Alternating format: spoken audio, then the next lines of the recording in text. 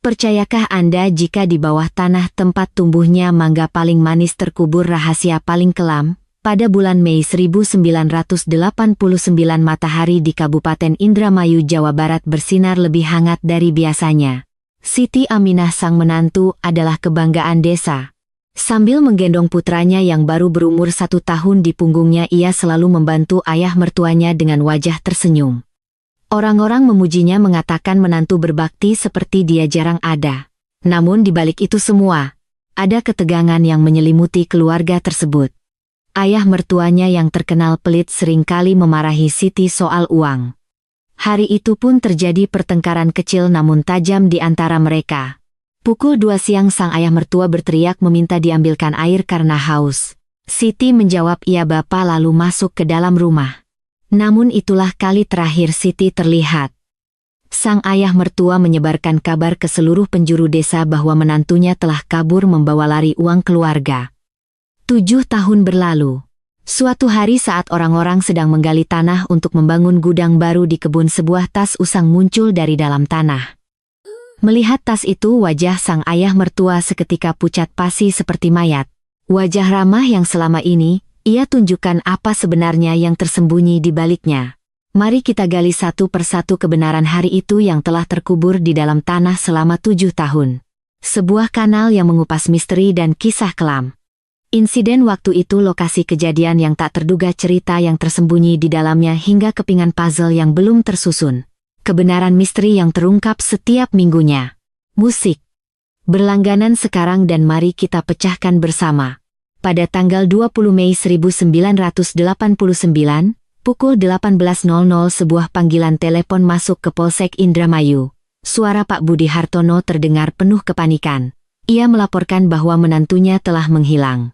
Polisi yang bertugas saat itu, Bribda Iwan Setiawan, pada awalnya tidak menganggapnya serius. Hal seperti itu kadang terjadi di pedesaan. Para menantu perempuan yang tidak tahan dengan beratnya hidup bersama mertua lalu kabur ke rumah orang tuanya. Namun cerita Pak Budi sedikit berbeda. Ia mengatakan menantunya pergi membawa uang keluarga. Uang darurat sebesar Rp500.000 yang disembunyikan di dalam lemari kamar utama telah raib. Di zaman itu Rp500.000 adalah jumlah yang tidak sedikit. Bribda Iwan mendatangi rumah Pak Budi keesokan paginya pukul 07.00. Rumah itu berada di sebuah kebun mangga di Desa Sukamaju, Kecamatan Losarang. Rumahnya ternyata cukup besar. Sepertinya usaha kebun mangganya berjalan lancar. Namun suasana di dalam rumah terasa sangat berat. Pak Budi adalah seorang petani berusia pertengahan 60-an yang tampak ramah. Tetapi setiap kali topik menantunya diungkit, wajahnya langsung mengeras. Istrinya Ibu Sumarni yang duduk di sebelahnya hanya bisa terus menangis. Ibu Sumarni bersikeras bahwa menantunya bukan anak seperti itu. Dia bukan tipe anak yang akan mencuri uang dan kabur.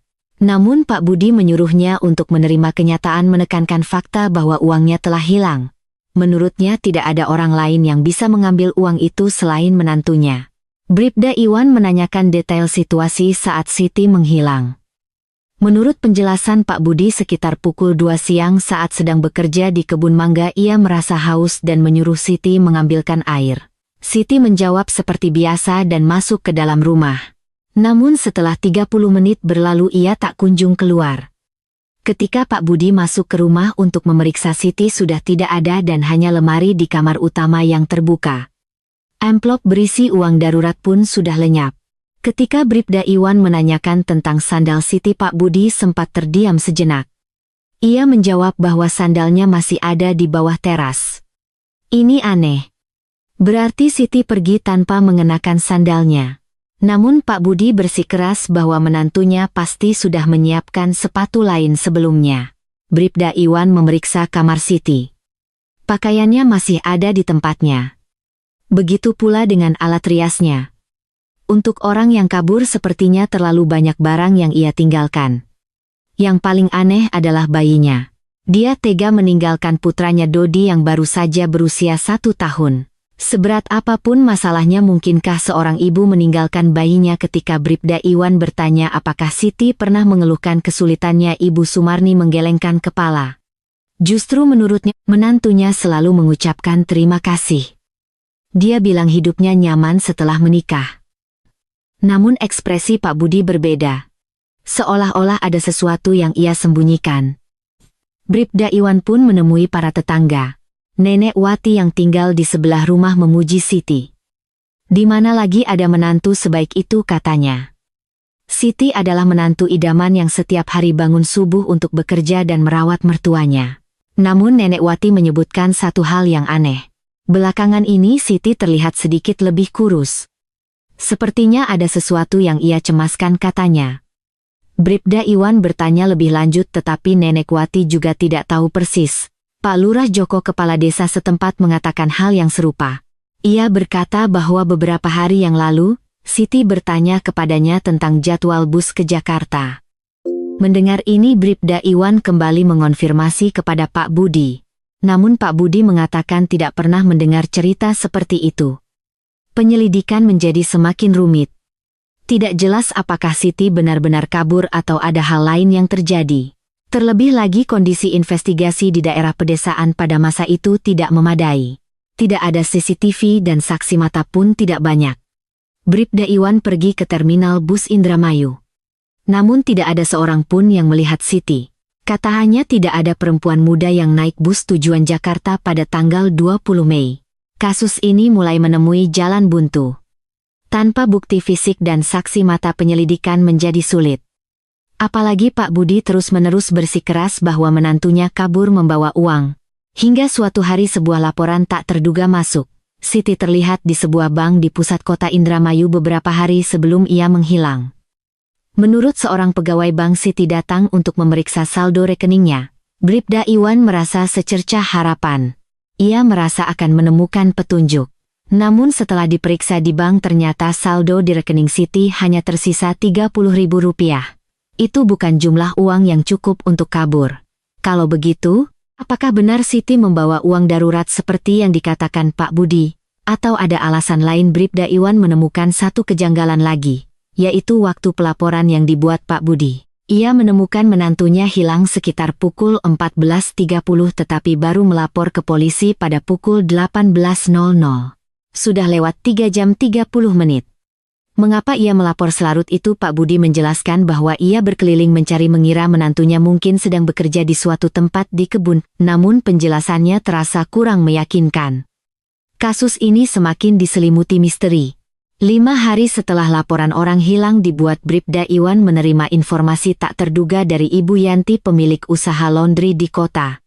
Menurutnya seminggu sebelum Siti menghilang ia datang ke tempatnya. Ibu Yanti mengatakan bahwa Siti terlihat gelisah, tidak seperti biasanya. Siti yang biasanya hanya menitipkan pakaian suaminya hari itu membawa pakaian bagus miliknya juga. Seolah-olah ia sedang bersiap-siap untuk pergi jauh. Yang lebih mengejutkan adalah pertanyaan yang diajukan Siti kepada Ibu Yanti. Ia bertanya apakah Ibu Yanti punya kenalan di Jakarta. Ia juga bertanya apakah ada tempat yang bisa memberinya pekerjaan. Kesaksian ini seolah mendukung klaim Pak Budi. Apakah Siti benar-benar merencanakan pelariannya? Namun Bribda Iwan kembali memiliki keraguan lain. Jika Siti benar-benar berniat kabur, mengapa ia tidak membawa bayinya? Dan mengapa ia meninggalkan pakaian-pakaian bagusnya di laundry? Sambil melanjutkan penyelidikan, Bribda Iwan mengetahui kondisi rumit keluarga Pak Budi. Pak Budi memiliki seorang putra sulung yang tinggal di Jakarta. Katanya ia lulusan universitas dan bekerja di sebuah perusahaan. Namun putra sulung ini sudah bertahun-tahun tidak mengirimkan uang ke rumah. Pak Budi berkata ia memiliki banyak utang karena putra sulungnya itu. Ia sampai harus menjual sepetak sawah untuk biaya kuliah dan hidup putranya. Namun setelah mendapatkan pekerjaan, putranya itu jarang menghubunginya. Dalam situasi ini Siti, istri dari putra keduanya, yang mengambil alih urusan rumah tangga. Bukan hanya mengurus kebun mangga, tetapi juga mengelola keuangan keluarga. Para tetangga berbisik bahwa Pak Budi dan istrinya terlalu bergantung pada Siti. Terutama mereka heran mengapa Pak Budi mempercayakan pengelolaan uang kepada Siti. Dan disinilah muncul tokoh baru, Ibu Lastri, ibu kandung Siti. Mendengar kabar putrinya hilang, ia bergegas datang dari Cirebon. Ibu Lastri sangat mencurigai keluarga besarnya. Ia yakin putrinya tidak mungkin kabur membawa uang. Sejak menikah putrinya tidak pernah sekalipun meminta uang kepada orang tuanya. Justru Ibu Lastri tahu bahwa putrinya menderita di rumah mertuanya. Ia berkata bahwa Pak Budi suka minum-minum dan terkadang membuat onar. Ia juga sangat ketat soal uang sehingga Siti sering merasa tertekan. Kesaksian Ibu Lastri membawa kasus ini ke arah yang baru. Ternyata Siti telah menceritakan semua perlakuan yang ia terima dari keluarga mertuanya kepada ibunya. Yang paling mengejutkan adalah perkataan Pak Budi kepada Siti. Ia pernah berkata jika putra keduanya pulang dari wajib militer dan menikah, Siti harus pergi dari rumah itu. Alasannya rumah itu terlalu sempit untuk ditinggali oleh dua menantu. Ibu Lastri berkata putrinya sangat terluka mendengar perkataan itu. Karena itulah belakangan ini ia sering menelepon ke rumah orang tuanya. Namun Pak Budi dengan keras membantah perkataan Ibu Lastri. Ia mengaku tidak pernah mengatakan hal seperti itu. Justru ia mengklaim sangat menyayangi menantunya. Bribda Iwan bingung dengan situasi yang semakin rumit. Siapa yang berkata benar? Di tengah kebingungan itu ditemukan petunjuk lain. 3 hari sebelum Siti menghilang ada yang melihatnya sedang berbicara dengan seseorang di telepon umum desa. Itu adalah kesaksian dari Ibu Tati pemilik warung di desa. Ia berkata Siti berada di dalam bilik telepon umum selama lebih dari 30 menit berbicara dengan seseorang. Suaranya terdengar bergetar.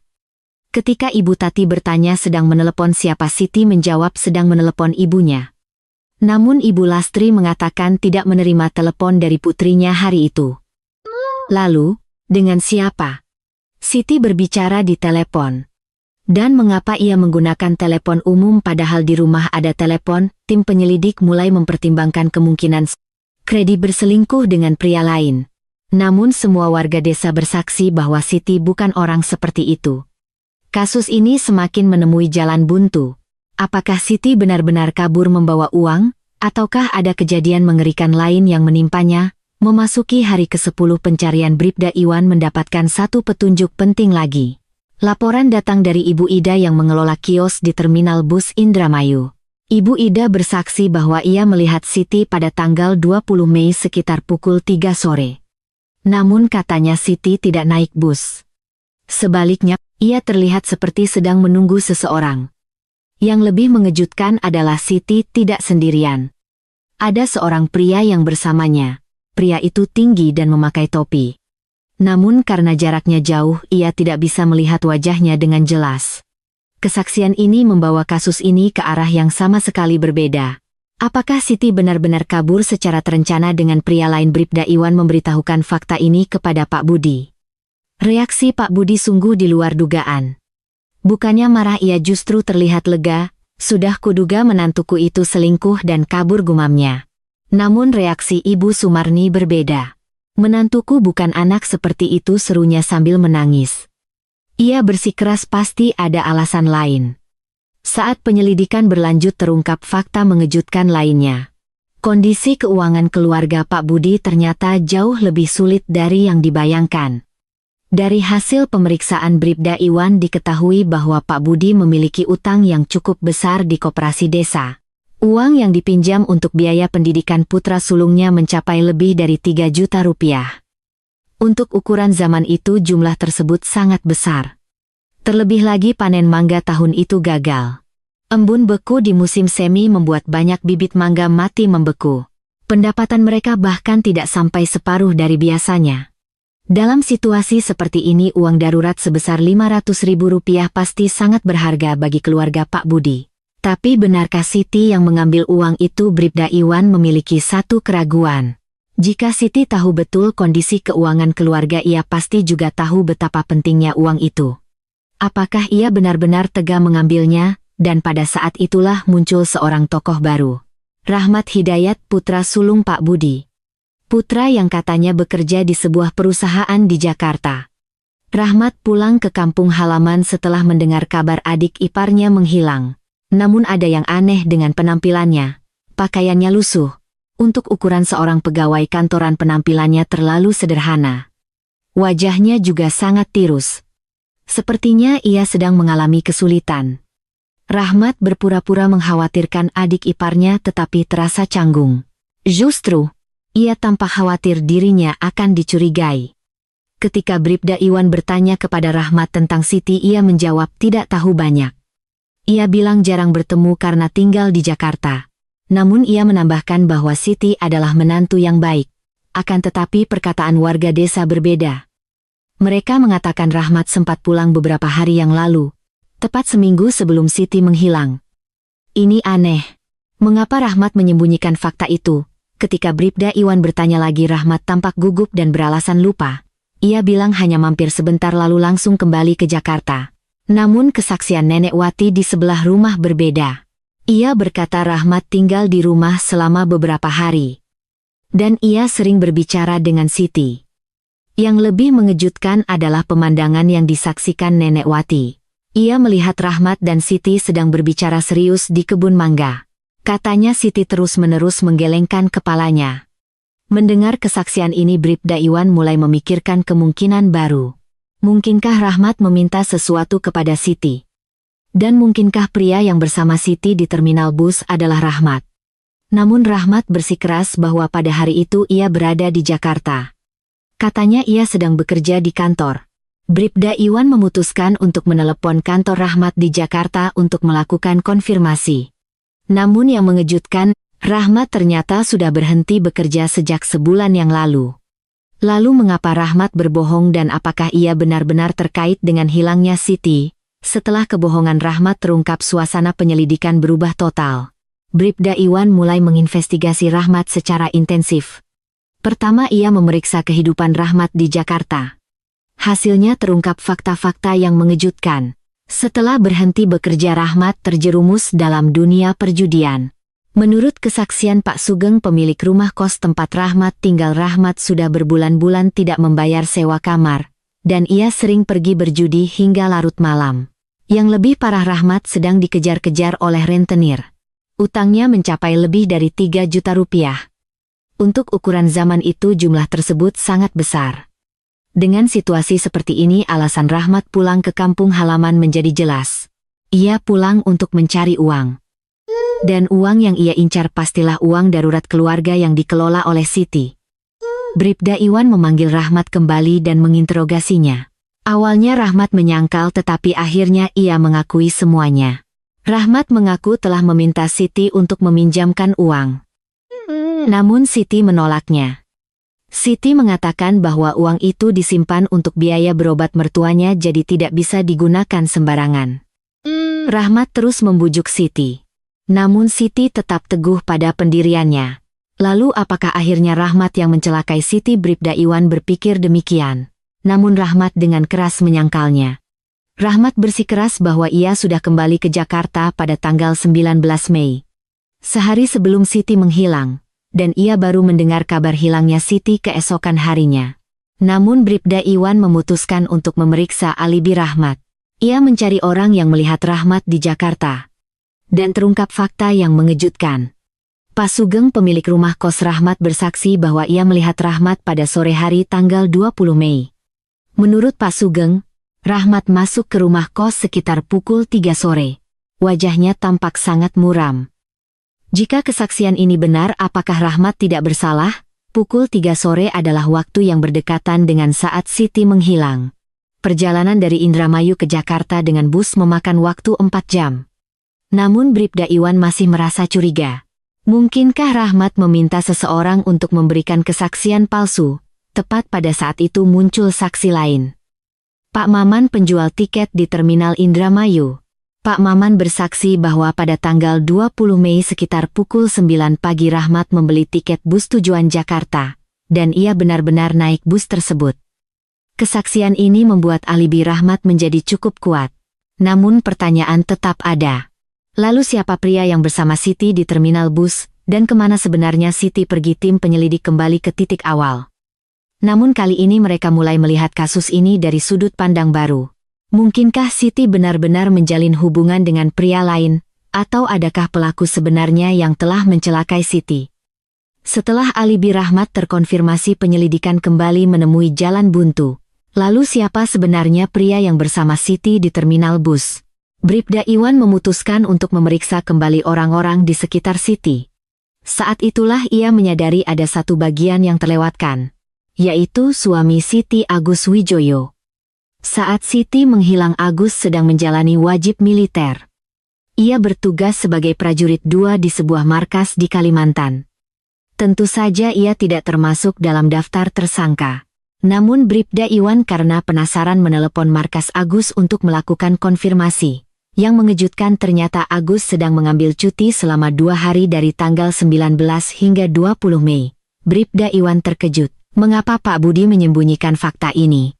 Tidak mungkin ia tidak tahu putranya sedang cuti. Ketika ditanya lagi barulah Pak Budi mengakuinya. Ia berkata putranya memang cuti tetapi sudah kembali ke markas setelah 1 hari. Katanya Agus pulang lebih awal karena suasana di rumah sedang tidak baik.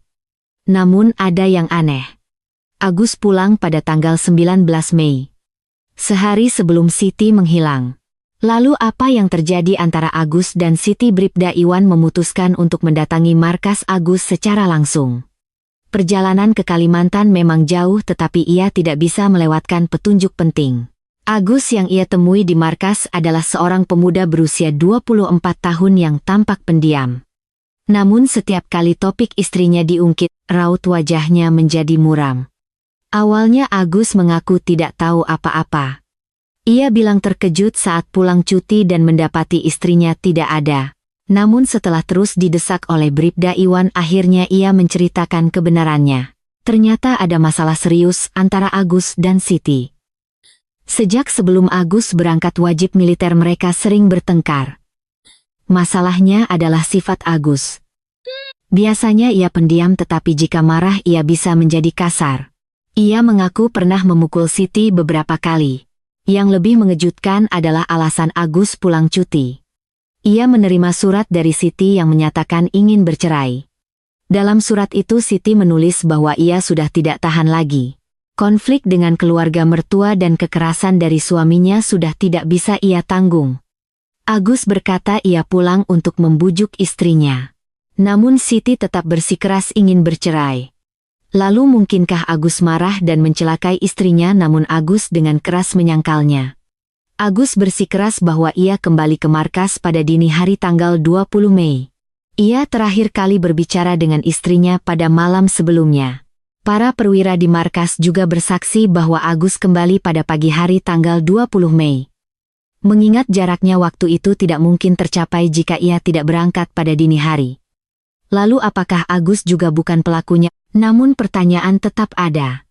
Siapa sebenarnya pria yang bersama Siti di terminal bus?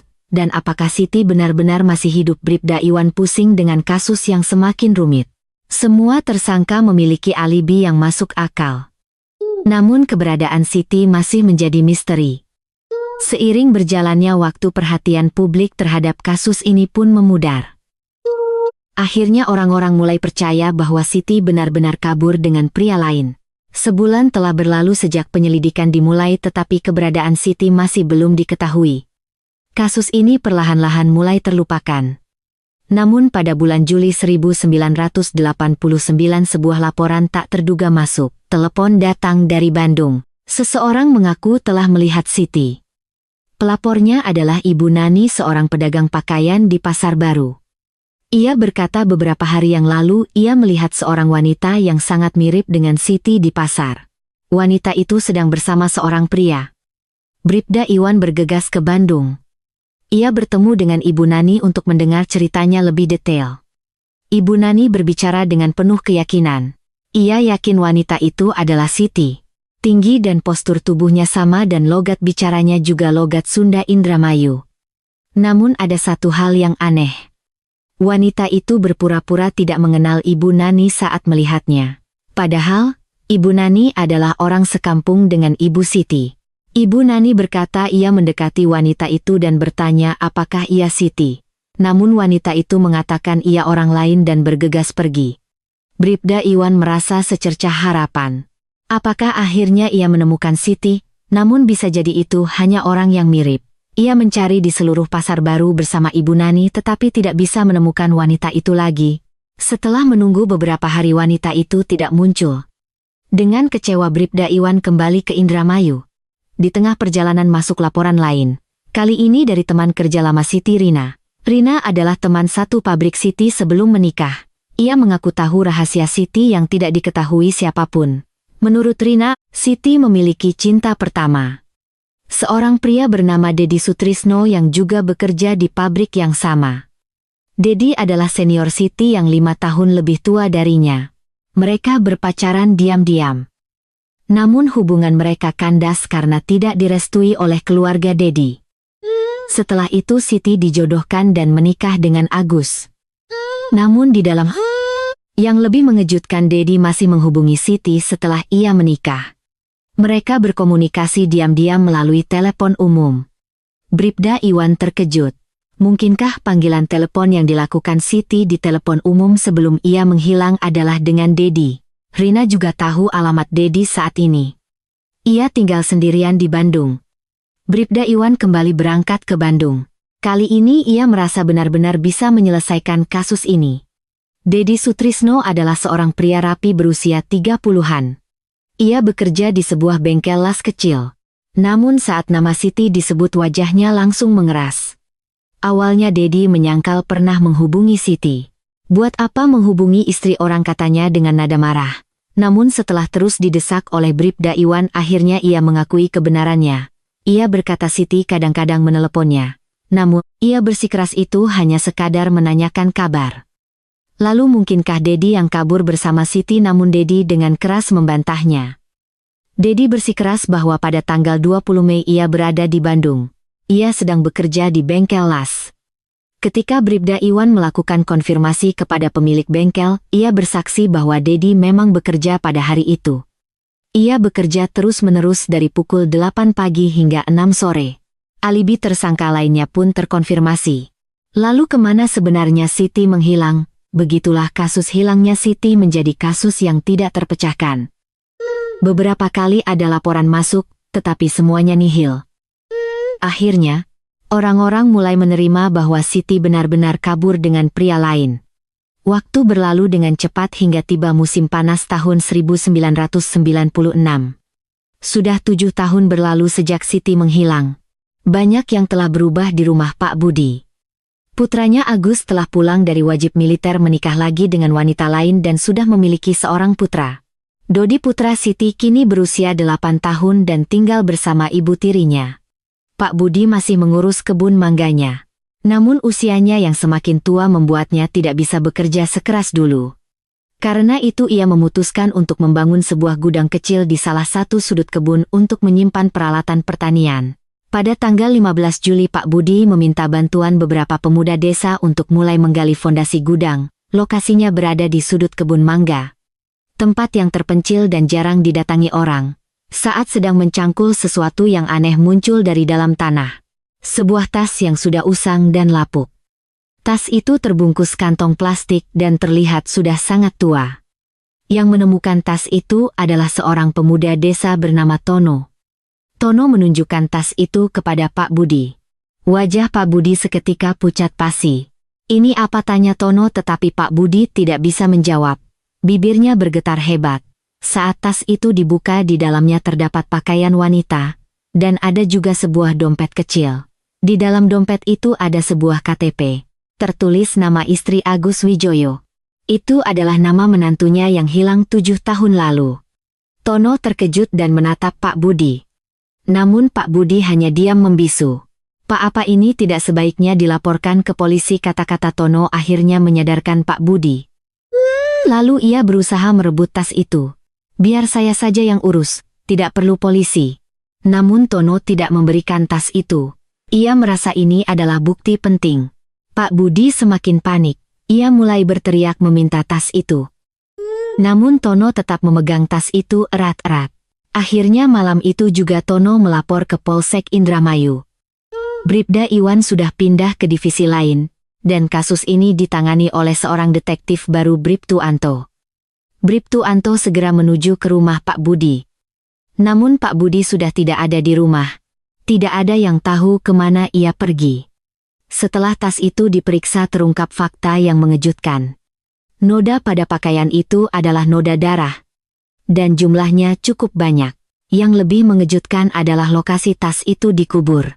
Tepat di samping jalan setapak yang sering dilalui Pak Budi. Sepertinya seseorang menguburnya dengan tergesa-gesa. Bribtu Anto segera menetapkan Pak Budi sebagai buronan. Namun Pak Budi sudah kabur jauh. Warga desa terkejut. Mereka tidak percaya Pak Budi yang terlihat begitu ramah tega mencelakai menantunya. Ibu Sumarni menangis terseduh-seduh mengaku benar-benar tidak tahu kemana suaminya pergi.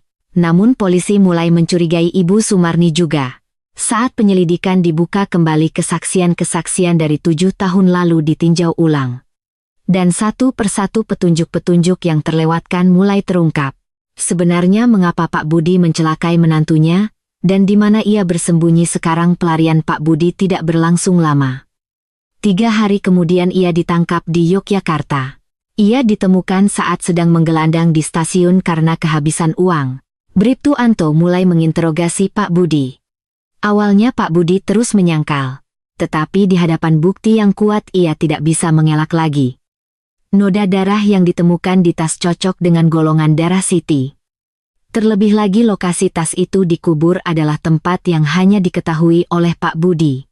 Akhirnya Pak Budi menceritakan semuanya. Kebenaran yang mengejutkan itu jauh lebih mengerikan dari yang dibayangkan warga desa. Insiden itu memang terjadi karena uang. Namun bukan hanya karena uang darurat Rp500.000. Sudah sejak lama Pak Budi diam-diam mengambil sedikit demi sedikit uang rumah tangga yang dikelola oleh Siti. Uang itu ia gunakan untuk berjudi dan minum-minum. Siti tidak mengetahui hal ini. Namun pada tanggal 20 Mei itu, Siti secara tidak sengaja menemukan penyelewengan yang dilakukan Pak Budi. Saat sedang merapikan lemari ia menyadari ada uang yang kurang. Siti pun menginterogasi Pak Budi. Ia bertanya kemana uang yang dikumpulkan untuk biaya berobat mertuanya itu digunakan. Awalnya Pak Budi berpura-pura tidak tahu. Namun Siti tidak menyerah. Ia mengancam akan menceritakan semuanya kepada suaminya saat ia pulang dari wajib militer. Dan ia juga mengancam akan melapor ke polisi. Pak Budi panik. Jika masalah ini terbongkar, harga dirinya di desa akan hancur. Terlebih lagi anak-anaknya tidak akan mempercayainya lagi. Karena marah Pak Budi terlibat perkelahian fisik dengan Siti. Ia mencoba menenangkan Siti dengan memegang lengannya, tetapi Siti terjatuh. Kepala Siti terbentur sudut dipan. Seketika banyak darah yang mengalir. Pak Budi ketakutan dan mencoba membangunkan Siti, tetapi sudah terlambat. Pak Budi panik. Ia tidak tahu harus berbuat apa dan membiarkan jenazah Siti di dalam rumah sepanjang hari. Kemudian keesokan paginya saat tidak ada orang, ia mengubur jenazah Siti di kebun mangga. Pakaian dan barang-barang pribadi Siti ia masukkan ke dalam tas dan dikubur secara terpisah. Pak Budi mengarang cerita bohong bahwa Siti kabur membawa uang. Ia juga mengklaim uang darurat hilang untuk menutupi kejahatannya. Selama 7 tahun Pak Budi memendam rahasia ini sendirian. Katanya, terkadang Siti muncul dalam mimpinya. Namun seiring berjalannya waktu ia berusaha untuk melupakannya. Tetapi, saat ia memutuskan untuk membangun gudang dan mulai menggali tanah, semuanya pun terungkap. Pak Budi berkata saat tas itu ditemukan ia tahu semuanya telah berakhir. Pak Budi bersikeras bahwa itu bukan pembunuhan yang disengaja. Itu adalah kecelakaan yang terjadi saat bertengkar. Namun menyembunyikan jenazah dan membuat laporan palsu adalah kejahatan yang nyata. Di pengadilan Pak Budi dijatuhi hukuman 15 tahun penjara. Hukuman berat yang ia terima di usianya yang ke-70. Jenazah Siti ditemukan di kebun mangga. Meskipun sudah 7 tahun berlalu, identitasnya masih bisa dikenali. Akhirnya Siti bisa kembali ke pelukan keluarganya. Warga desa terkejut. Sulit dipercaya bahwa Pak Budi yang terlihat begitu ramah tega membunuh menantunya dan berbohong selama 7 tahun. Dodi putra Siti kini tahu apa yang sebenarnya terjadi pada ibu kandungnya. Meskipun terlambat, akhirnya ia bisa mengantarkan ibunya ke tempat peristirahatan terakhir dengan layak. Rahasia mengerikan yang tersembunyi di kebun yang damai dan penuh dengan aroma mangga manis itu akhirnya terungkap ke dunia. Terkadang orang yang terlihat paling biasa menyimpan rahasia paling menakutkan. Wajah ganda Pak Budi yang selama 7 tahun tersenyum dan berbaur dengan warga desa. Sungguh membuat merinding, bukan? Kasus ini menunjukkan betapa menakutkannya keserakahan akan uang dan bagaimana satu kebohongan bisa mengubah seluruh hidup seseorang. Musik. Seandainya Siti pada hari itu memilih untuk menutupi masalah uang tersebut, kira-kira apa yang akan terjadi? Apa yang Anda pikirkan setelah mendengar kasus ini? Jika Anda pernah mengalami hal serupa atau bertemu dengan orang seperti ini, silakan bagikan cerita Anda di kolom komentar. Musik. Jika Anda merasa cerita hari ini menarik, jangan lupa untuk berlangganan dan menyukai video ini. Nantikan kisah misterius apa lagi yang akan saya bawakan selanjutnya. Terima kasih telah mendengarkan.